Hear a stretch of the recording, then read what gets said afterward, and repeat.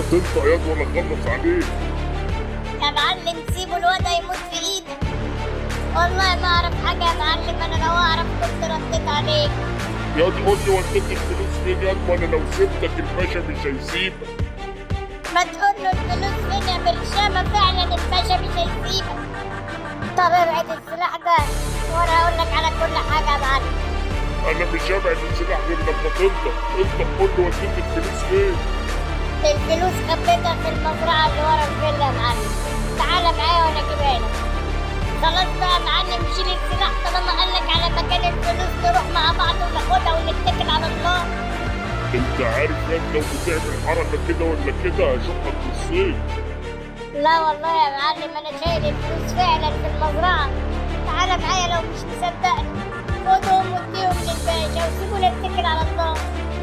طب قوم ياض قدامي ياض، اتحرك. انت ياض قول لي الفلوس فين؟ اجري يا برشامه.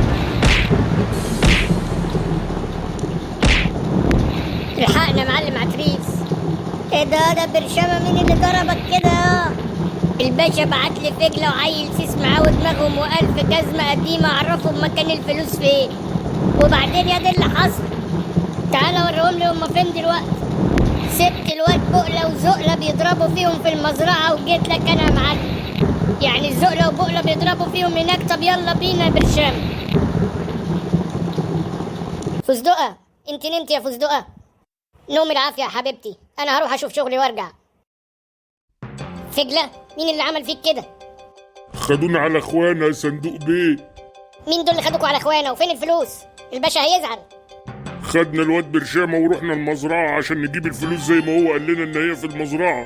هنا الواد زقله والواد بقله كانوا مستخبين فوق الشجر ونزلوا علينا ضرب. زقله وبقله وبرشامه؟ يا ترى مين اللي مشغلهم؟ مفيش غيره، المعلم عتريس. طيب امشوا انتوا من قدامي دلوقتي وانا ليا تصرف تاني. ويا ريت الباشا ما يعرفش حاجه عن اللي حصل. حاضر يا صندوق بيه. يلا بالسلامه.